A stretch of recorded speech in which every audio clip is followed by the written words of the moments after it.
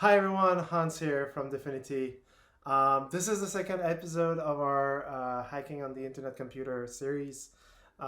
This is going great. We have so much more content to share with you, and we're really excited for the next episodes. But this one is about LinkedUp, an app that we developed for Davos. I'll explain a little bit later. And we had some audio problems in the beginning once I switched to my desktop. The problems were solved about 10 to 15 minutes later, but we decided not to re-record the content and to give you the original content essentially. The other problem is minor, and really the content is still great. So yeah, we'll just look back at this and laugh at some point. So thank you very much. Hope you enjoyed the episode, and tune in next week for more content on Thursday the 27th at 9 a.m.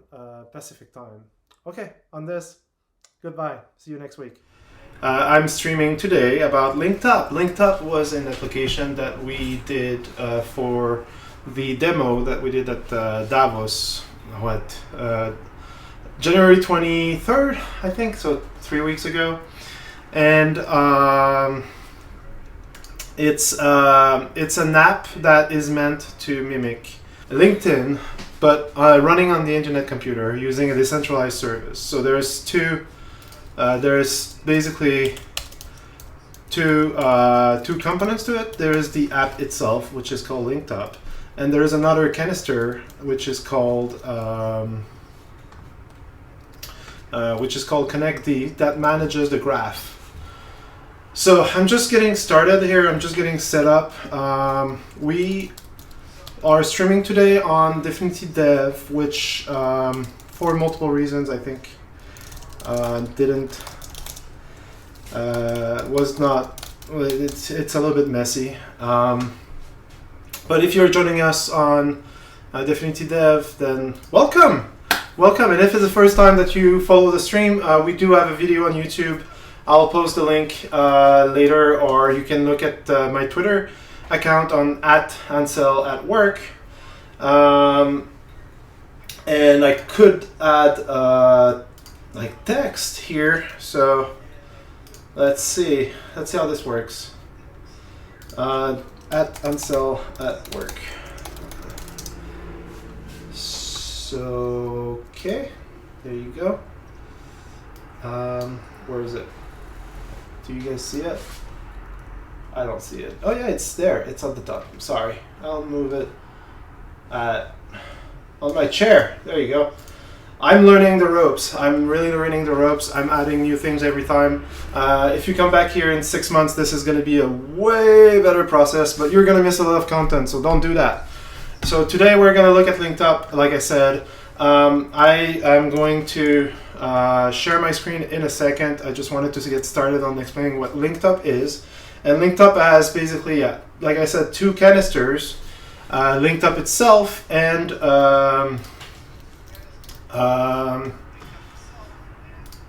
sorry, I'm deconcentrating myself. There you go. There you go. I'm on the stream chat as well. So if you have questions, please ask them on this chat. I'll be following you, and I'll be seeing them, and I'll answer them as they go. We are recording this as well, so we're gonna post it on YouTube and probably Twitch as well later, after maybe in the next few days. Okay. So let's get started with exactly LinkedUp. Let's take a look at the source code, and we'll take a look at how we can build it and how we can run it. And oh my god. And let's see. I'm trying to change the scene here. Gonna do that. Did that work? Do you think that worked? So you should see my beautiful browser here. So I'm going to go and put LinkedUp in here, show you exactly what, the repo, where you can get it, and how you can run it. First, the first thing to notice is that these instructions are out of date. This was used during the internal testing, and we don't use Docker for anything anymore. And the second thing to note is that this is a standard DFX 050 project, and it works perfectly with 050, and it should be just working out of the box. So let's try that. The first thing you do when you want to learn about a new project is you test it out. So we're going to clone it locally, and then we're going to cd into it, and we're going to run npm install.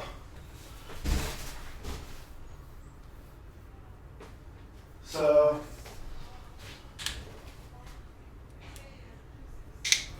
oh boy, seems like the neighbor isn't back here now. So I don't have time. You guys are, fortunately for you, more important as long as the dog is safe.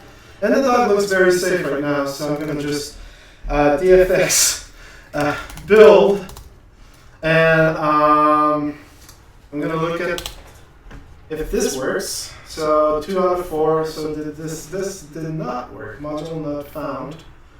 FS mini pass. That's a new one. So I did npm install. So we're going to do some live debugging as well. Sometimes things don't work well. Like I joke all the time, is like, if somebody's looking, like, it's not going to work. So like whoever's on stream right now, just look away from your screen for 5 seconds. And my sound is echoing pretty bad. Let's see. Let's see if I can figure out why.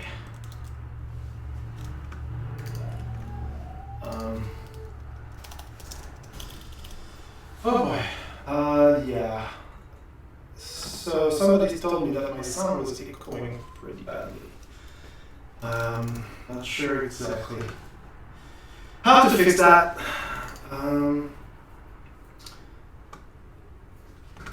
Let's see if I can actually remove. I can put a noise filter, noise gate. Maybe that's. And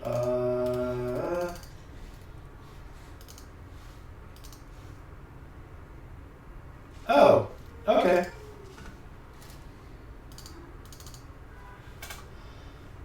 Let's see. Is this better? Is this better? 1, 2, 3.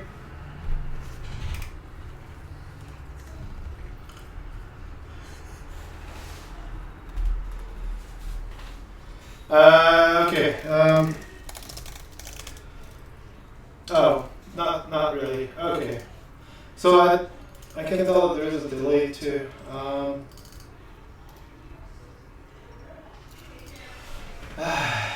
This is fun. Okay, so I have a filter here. I removed the filter. Okay, advanced audio properties. You know what? I'm gonna do something else. I'm gonna put you back on the default one. Okay.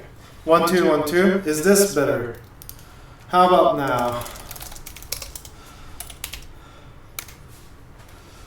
Yeah, and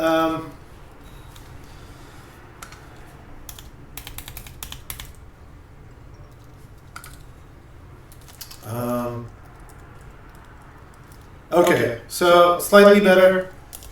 I need to do a lot more tests. It could just be that my OBS is not set up properly. So I'm sorry about that. Yeah, that's what I did. I switched to the Mac essentially.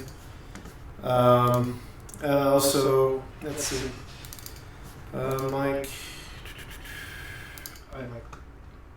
There you go. Okay. Yeah, let's see. Oh, hey, Wasim. Wow, Wasim. Hello. Old friend from the community on Angular. Okay, so I did npm install. I guess I didn't do npm install the first time. I cloned, so maybe that's why. And now, we're doing the usual dance of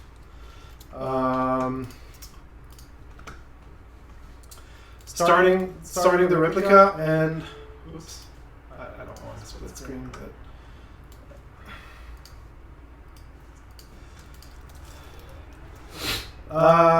Starting the replica in one terminal and then DFX canister install in the other. So like I said, we have two canisters. We have the profile, which handles profile itself. So I'm going to go through the app first, and then I'll explain the code. It's probably easier to see how it works, see that it works before seeing how it works. So the graph handles basically the connection graph, the social graph between people on LinkedUp, and the profile shows up the profile pictures. If I go to localhost, you can see that I have my web server started, my bootstrap server, but there is no canister ID, of course. I have to enter the canister ID. For the graph, there's probably not going to be. Yeah, there's no front end for the graph. So if there was, we would see it. But there is a front end for the profile itself, which is LinkedUp, an autonomous professional network. You can see that we put a lot of time in managing that. So I'm going to log in, and the first thing that you're going to notice when I log in is that I don't have to enter anything. But this does not. Oh, you know what? My mistake. The audio is gonna cut off. Yeah. Oh my God. I am sorry. So. Profile. So the first thing that you notice is that there is no login. That's what I was saying. So like if I reload, whoops, that's the graph. There you go.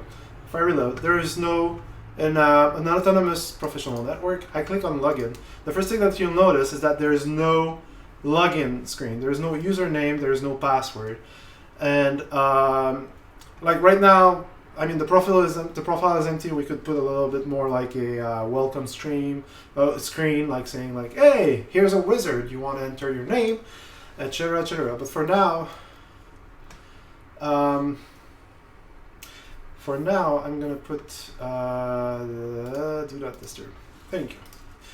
So my name, my title is a senior software engineer at DFINITY, and my work experience is I learned to walk real soon, real early. I'm a good communicator on stream. Just kidding. I do not know how to use OBS. My education experience, I went to school, primary education, nailed it. And my avatar, so we're gonna go to my Twitter. We're gonna get a profile, copy image address, and we're just gonna put it there. There you go. And oh, yeah, we'll fix that. We'll fix the bottom being over. Okay. So now I have a profile. It looks great for something that's a startup level, you know, MVP right there. But and then I can search first or last name. I can find myself, etc., etc. And what's interesting here is that if I kill it and I open a new window and I go back to it. There you go. And then I log in, you will notice something. I didn't enter a username and password. So we use local storage for the keys, but essentially the important part is that the identity is built using a private and public key. And so we generate those keys.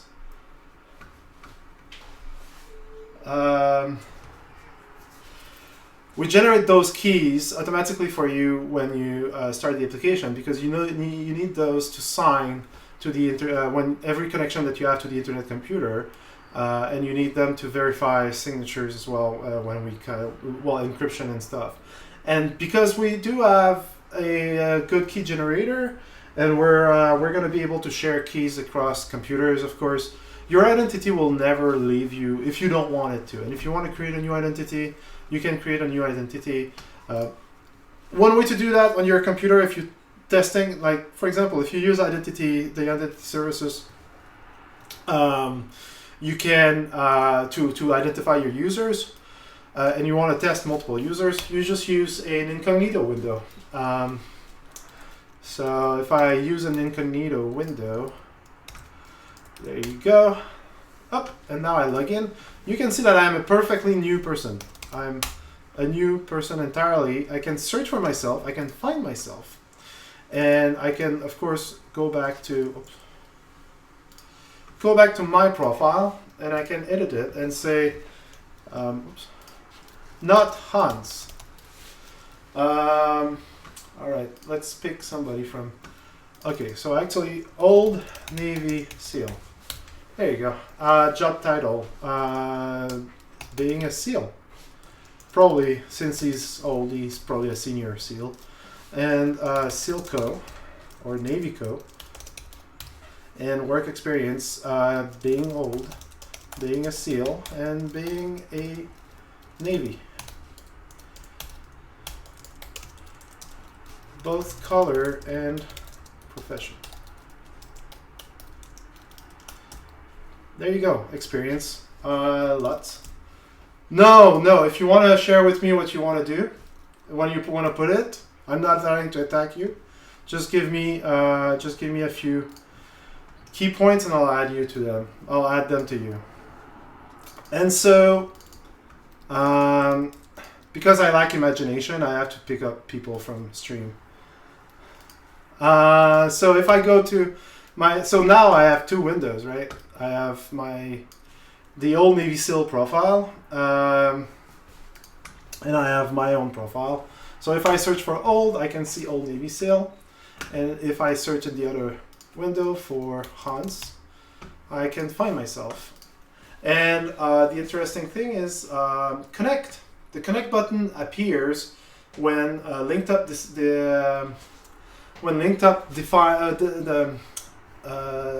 detect that it does a call to the graph component, the graph canister, and essentially when it detects that there is no graph, well, you can connect. So let's connect between us two. There you go. And this is the old Navy SEAL. Oh, I'm still not connected, so it's a one-way connection. Let's see. Oh yeah, it's. Well, we should probably fix that too. There you go, Hans's connection, and I can connect now, and I can see that I have my connections here.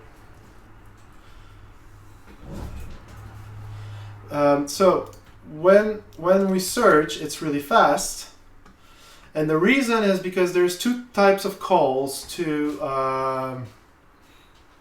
There's two types of call to the internet computer. The first one is an update call where your memory is read-write. And so you can access your memory.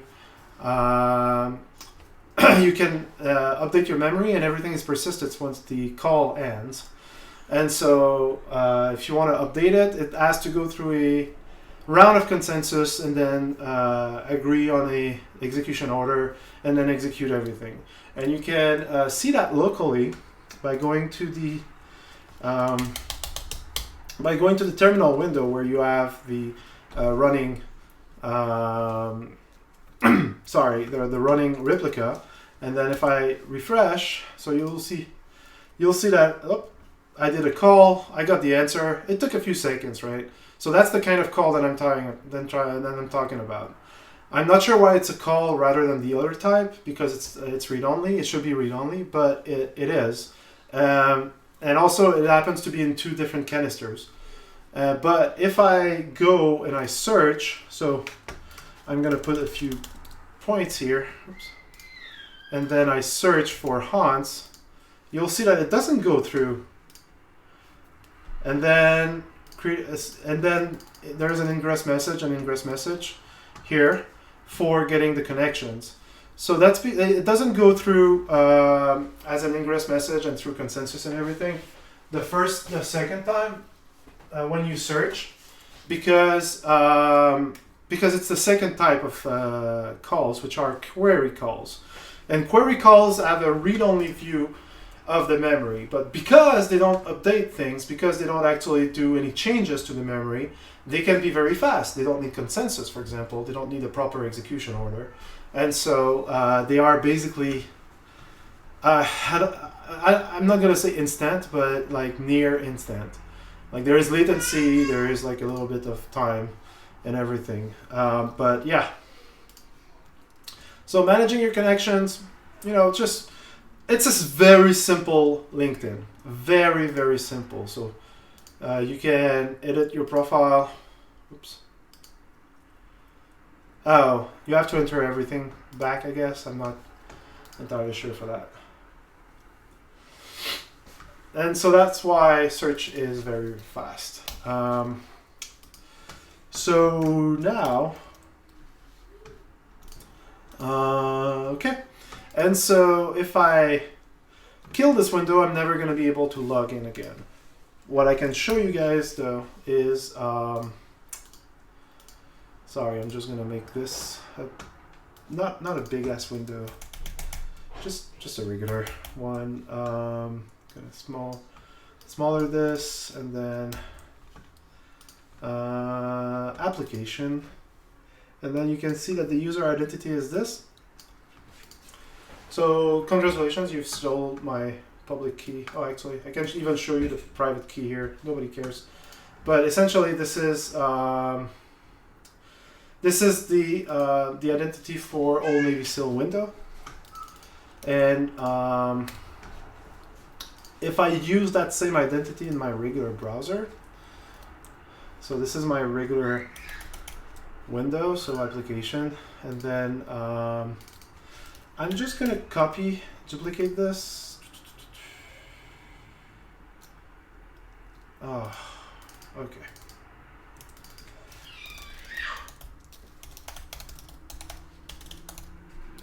There you go. So I'm just going to copy this, and then I'm going to go back and copy this, and I'm going to overwrite my identity here and enter a new like DFINITY IC copy. Old Navy SEAL identity, there you go. And so if I reload, now that I have the identity, the private and public key of Old Navy SEAL, if I reload this and I log in, I should get Old Navy SEAL in my main window. We will come out, probably, hopefully really soon, with a proper identity manager, like something in the corner of your window or something like that. That lets, or maybe an extension even, that lets you change identity on the fly, just because it's a little bit hard for people to manage multiple identities right now for developers, but that's how it is.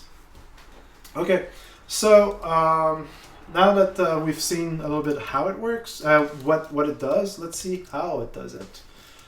So I'm gonna go here and open my editor of choice. It crashed last time. I think I figured out why. If it crashed again, I'm gonna go back to code. But for now, presentation mode, and so there you go. Okay, so this is what a normal a normal DFX project looks like. There's a .dfx folder, which is basically your temporary files. I can remove this. I'm not using it. Which is your temporary files, and by that I mean like the PID of the running replica, and so the state of it, including checkpoints, etc., etc.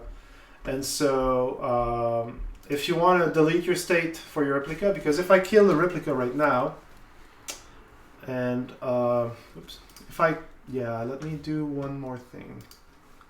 Okay, so if I kill the replica right now and I restart it, it will restart exactly where it was, the exact same checkpoint it was at. And I can show this by logging here, being Old Navy SEAL. All the information is still there. But if I kill it and I delete the state, and then I restart it, and I relog into, I'm not going to be anybody anymore. Oh, there's not even a canister, right? Because the canister installation is also a state. So nothing, not found. There you go. So I have to DFX canister install it again, and now, yeah. So because it wasn't even installed, like this is not gonna be anything. So that's the state. That's the DFX. That's where we put everything that's your project related information. .github is just GitHub stuff. .idea is just my IDE. Canisters is output from the build. You can change that folder to anything else, but essentially it will have an IDL folder and a folder per canister. If you name your canister IDL, don't do that for now.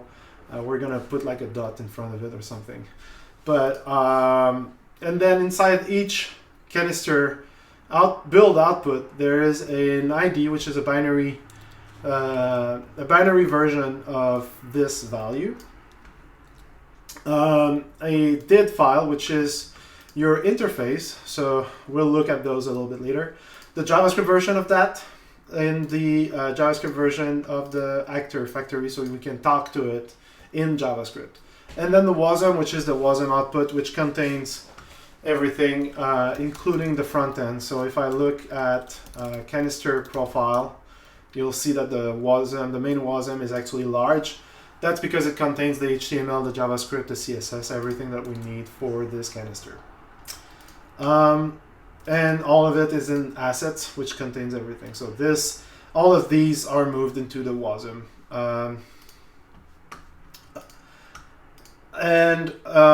Source, so git ignore, Travis, Bootstrap, all of these can be ignored. The dfx.json is what controls dfx itself.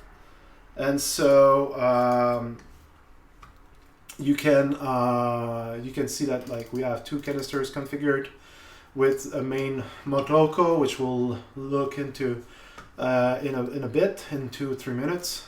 I'm a little bit behind time, and so an entry point for the front end and assets from the front end. Entry point will probably move away. This was what we were using at first, but now we use a webpack config, and it should be in the webpack config itself. And a package JSON, because that's what it is. There is a lot of npm stuff. Nothing for the backend. So if you don't want to develop a front end, or if you want to have a front end in another language, you don't need npm. You don't need package JSON for Motoko or for DFX itself. And then a webpack config, which looks complex, but really the main thing it does is that it builds an object like this for every canister that has a front end, and it creates aliases that you can put. So yesterday I did a presentation on how to use Angular CLI with DFX to create canisters that were running on the internet computer.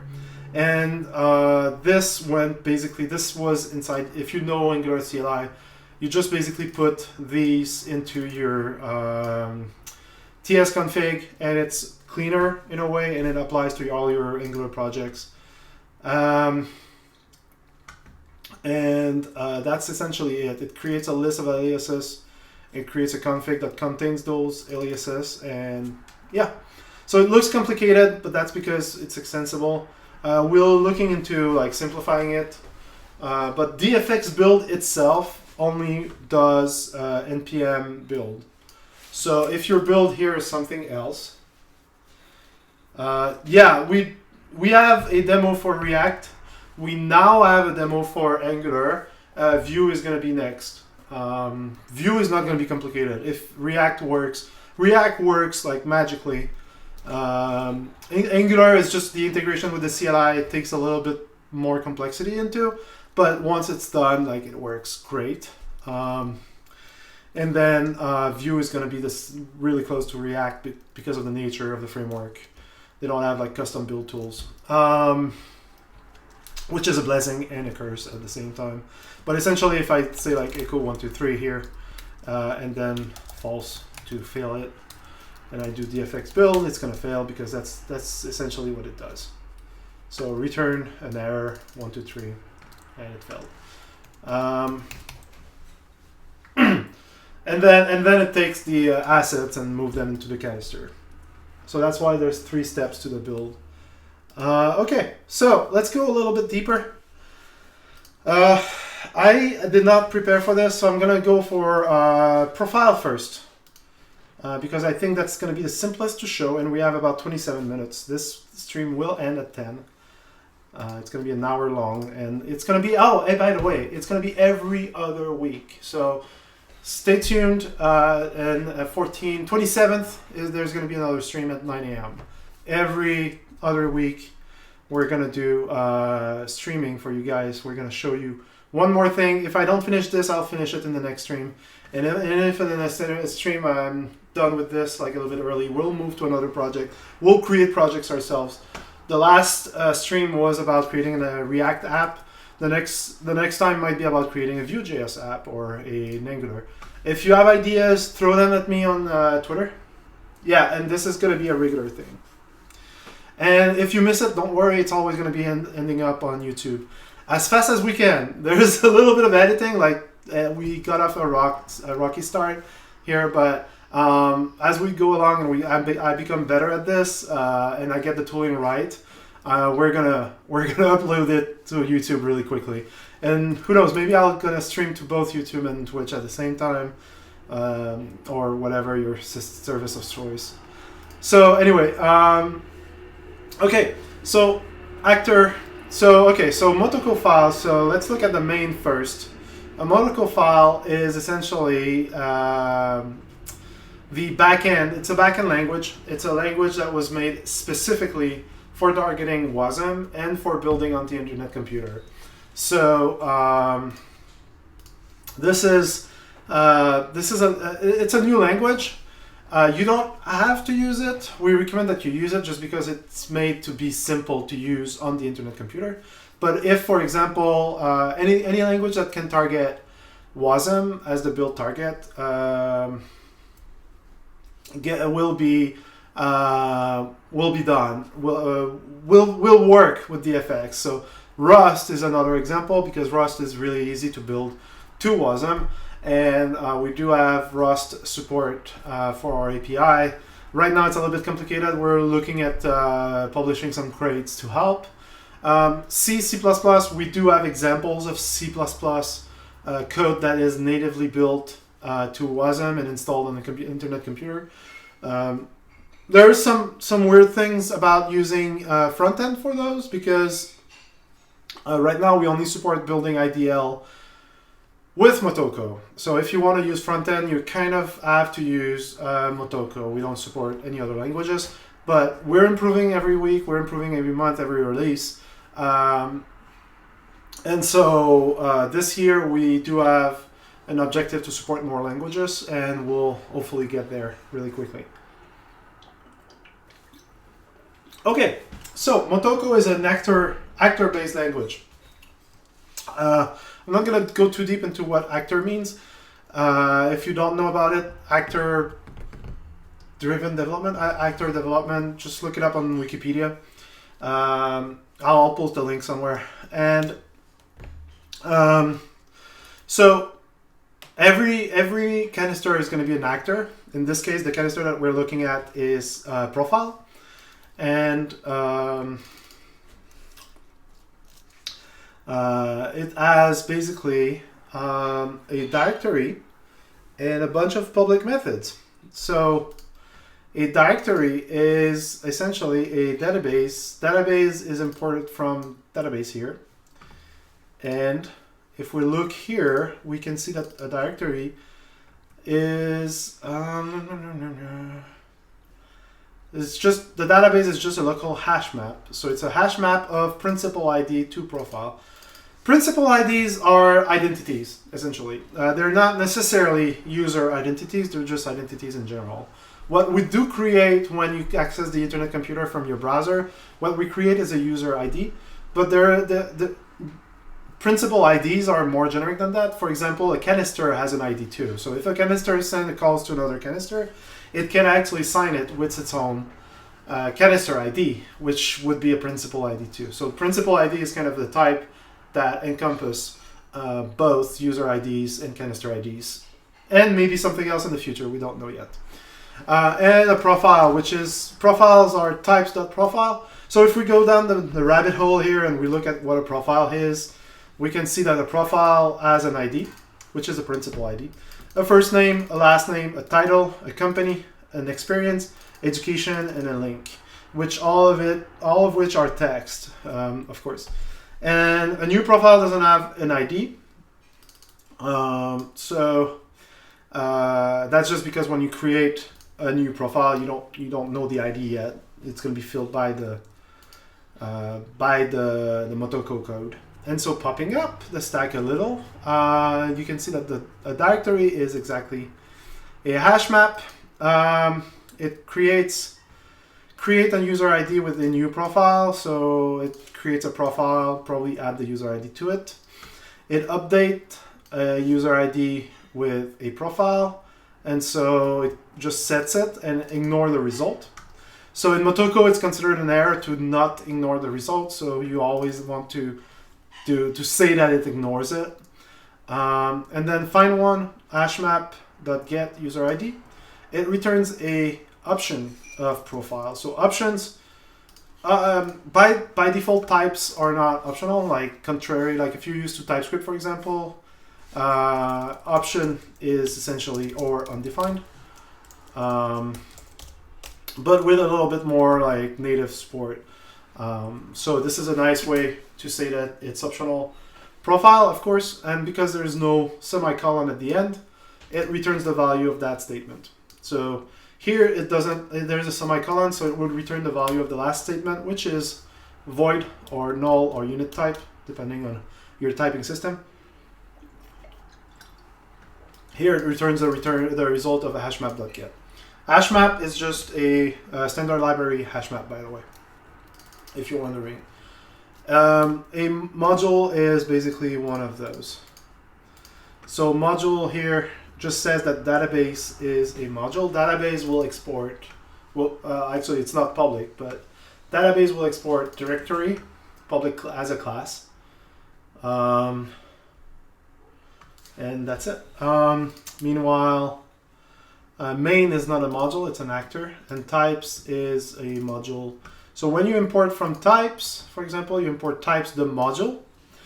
And so what you need to do is refer to it as types.profile. We alias it here so that it's easier to refer to it inside the code.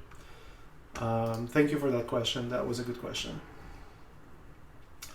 And some helpers function, some public function C to get started. I don't know if it's... Oh, actually, we need to call it manually. Okay, so I totally did not know that, by the way. I haven't checked that source code in quite a while, since last year, since December. So there is a lot of new stuff that we've added for the presentation, and it seems like we can seed the database. So let's so we still have the replica running. So one thing that we can do is canister install. We saw it. Whoops, actually, I need to rebuild. So canister IDs are created every time you build. So that's kind of I consider that a bug or like a defect in the user experience, in the developer experience. Essentially, every time you build, we create a new canister ID. And every time the build fails, it's going to be a new canister ID. So we lost, like this is the old canister ID now. There's the new canister ID. If I install the canister, you can see that F4, it's different than the old one. So that's because every time, and this is a defect that's kind of because of the way the world works currently. We do not upgrade canisters. We do not have a way to update canisters to new code. We just have a way to create new canisters, and this is going to be fixed real soon. There's going to be a lot of new things happening. So if I log in, there's nothing, there's nobody, of course. So just to finish that thought, when soon we'll be able to upgrade canisters, and overwrite canisters. And not only that, but also have a migration scheme. So when you actually upgrade your canister, you can say, I want to move my data from this schema to this schema. So if you change a field to be like from a natural to an integer or something like that, you'll have to change. You can do some calculation to migrate your data. You don't have to if your data didn't change. So we can see here that this is a public function seed that is part of the database. So let's see if it's actually. Oh, actually, it's already called here when we create the profile. So any code that's not part of a function like this is a function call, will be executed when you install the canister. So we can look here and see that Dominic Williams should be in there because it should have been initialized with him. So let's search. Dominic Williams is there. Oh, there you go. I want to connect to him. It doesn't ask. And so let's look for Diego. Ooh, director of Producto. And I want to connect to him too. So we don't have a profile. We don't actually ask for. You'll see my connections there, and connections are one way, and you don't need to confirm them before they're done. So, okay. Quick question. I am not in there. Oh my God, Stanley. Oh. Okay. So. Mock profile, real profile from a row with an index. So these are all internal methods for making this work. And so that's a database of profiles. And so, like I said, if it's not part of a function, it's actually executed on init. So as soon as it's init. So let's look at what it does for profiles. So there's a public shared. Let's get rid of this for now. Function create with a new profile, which return a principal ID. So there is a type in JavaScript for principal IDs. I do not remember what it is, but I do presume it's like a blob. This is the IDL. So if we look at the profile, we can see the did here. These are the actual exported types. These are the the exported types. So profile principal ID is a hash.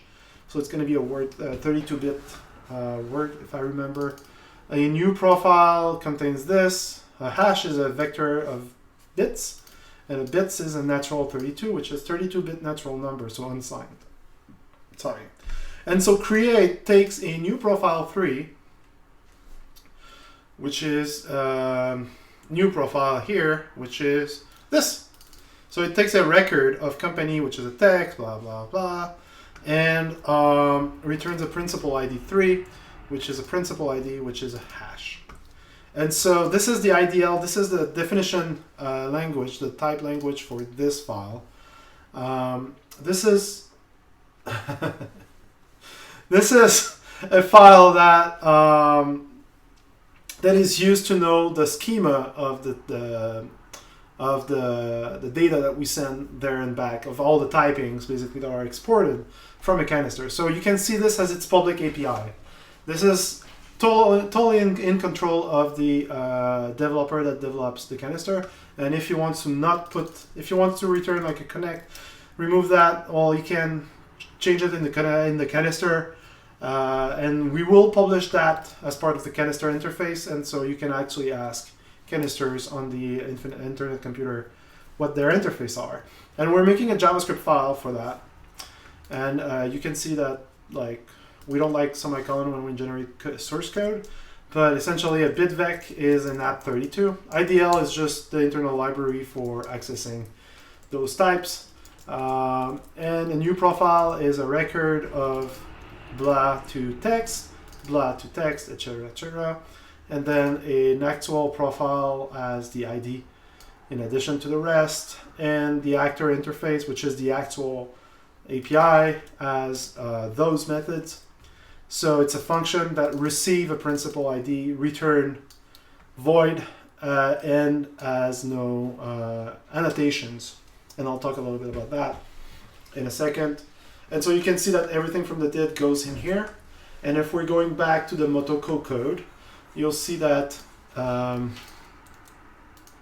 everything like create is a new profile to a principal ID. If we're going back to the main did.js, create is a new profile to a principal ID. So it maps perfectly in JavaScript, and then when you use your JavaScript, you'll just call it. We do have 10 minutes left, so I'm going to go back to the code real quick and just talk about message here. Message is kind of the context of a function. So it's kind of the information that happened for the call itself, for the message, and not the content of that, not the payload, but just the metadata of it.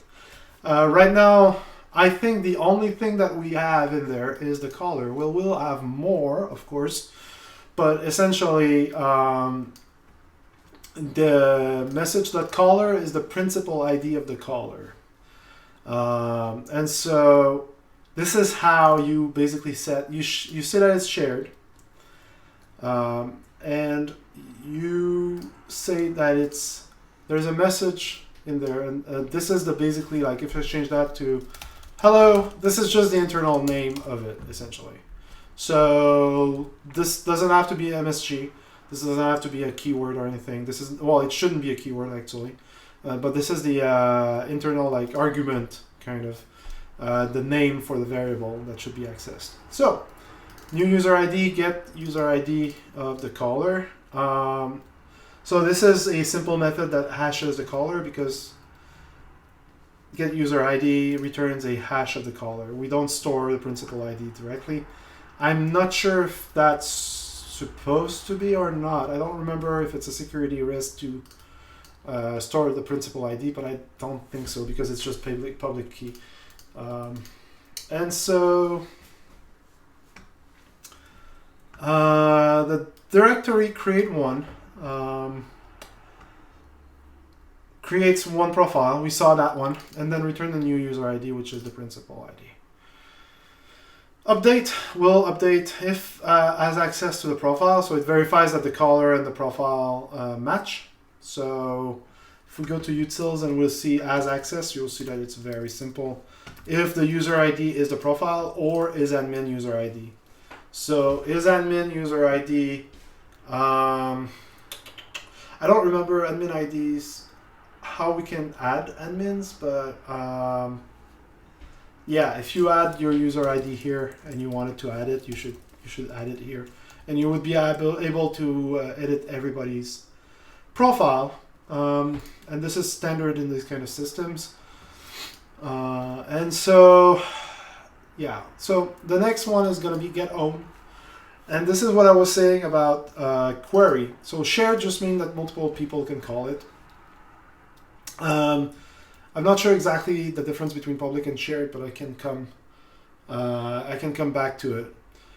Get own gets your own profile ID, of course, and it returns a profile, but this is a query function. And the fact that it's query function means that it only has, I wouldn't be able to do like update one, like directory update one. This would be an error. This would, I don't have access to a write memory. I only have read only. And so get profile is fine because it only reads. Get user ID is fine because it only reads. And the caller, of course, is a read-only property. So query here, what it does is that the query tells the system that this is a read-only, and so it doesn't go through consensus. It's also part of the interface. So if we go to the main did and we look at get own, which was the one we were looking at, you'll see that it's a query. And if we go look at the JavaScript and we do get own, we see that it's a query here in the third argument. So there's always 3 arguments to the function type: inputs, outputs, and query. And attributes, sorry, which is strings, an array of strings. Okay, so finally, like connect. So graph connect, that's the only one I wanted to talk about, and then I can take five minutes of questions. So graph.connect to connect to another person. So it gets entry ID of the caller ID, which is the caller that the caller called, and the user ID, which is the user ID. It would probably be a good idea to say, like,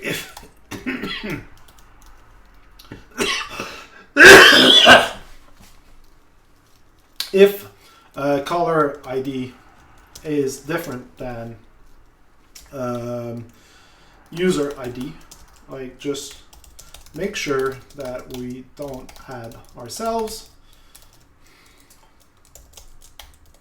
There you go. What would be better is some error here. I'm not sure exactly how to do that, but there is a trap. I don't know if it's throw or trap or panic. I can try to look for that. I don't know, but if I had more time, I could look it up. It's in the documentation. I'm like every good engineer, I'm bad at reading documentation. But we're good at writing them. So if you're good at reading them, you're going to be like a fish in water. And so don't do that. Don't add yourself. I don't know. It might be a raise. No. If you know, please let me know so I can tell everybody else. But raise is Python. Throw is C, Java.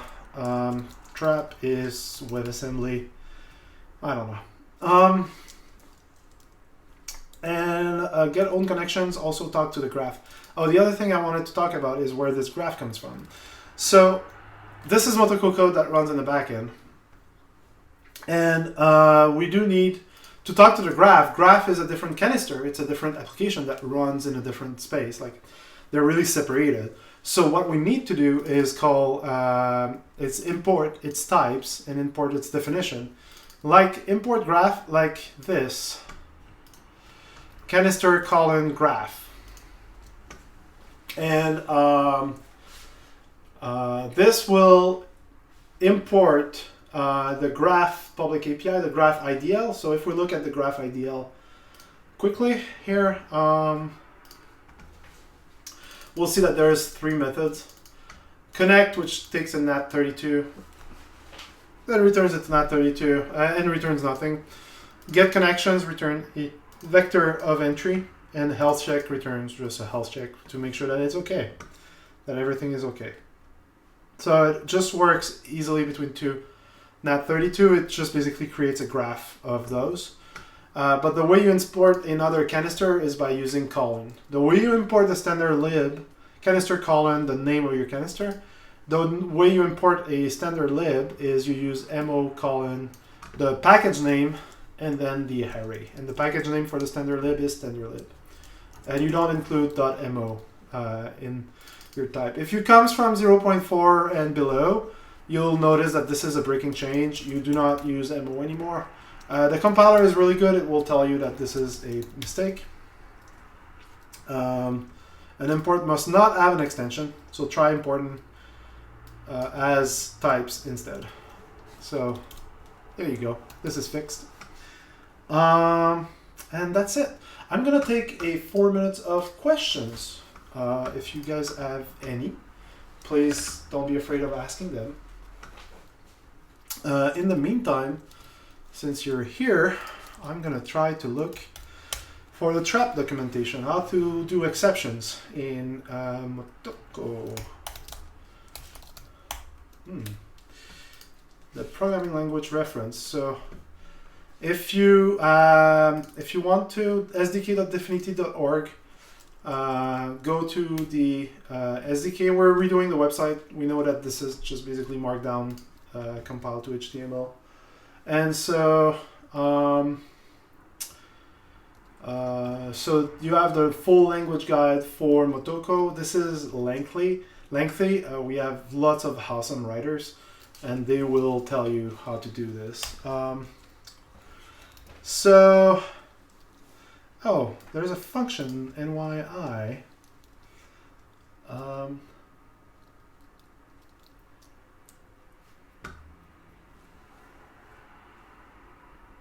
How can I initialize? So, guys describe I guess I'm bad with those names. Ask how to initialize an empty mutable, and the way you do that is you create an array, an empty mutable array, and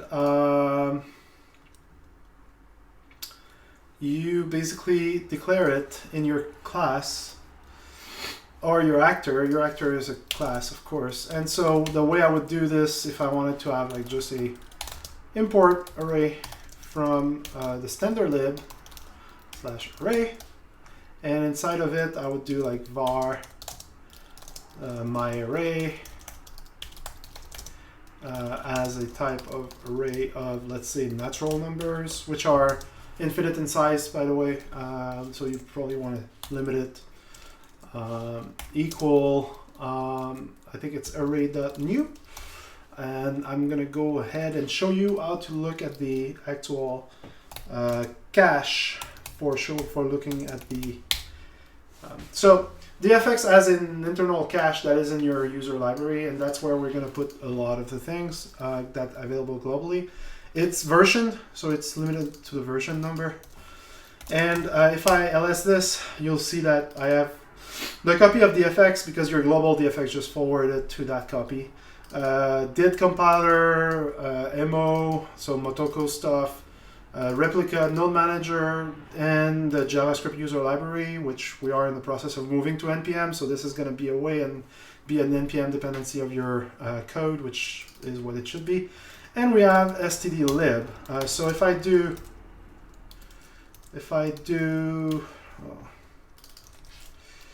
stdlib, I'm going to get code. There you go. And I can go ahead and see, and zoom a little bit, and see everything in the standard library, including array. So array, I should be able to create an array with a function new, which I'm not sure where it should be.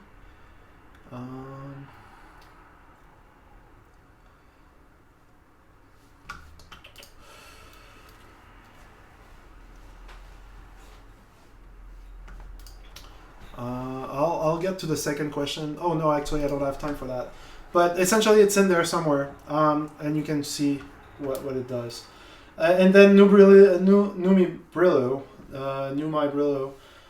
as a question is it's a bit fast to catch it all. Does the graph you mentioned has anything to do with, let's say, a graph database? It's the graph of it's the social graph in the case of LinkedUp.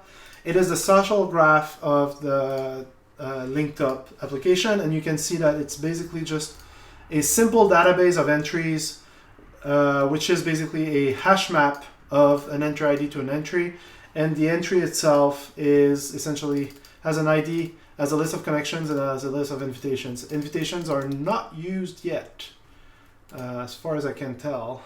Yeah, they are not used yet, but they should be if we were to make this a real product. And it might, because we're still working on this example for a complex application example. Okay, so this is it. Thank you everyone for joining. I know this is a little bit sudden, but this was great having you here.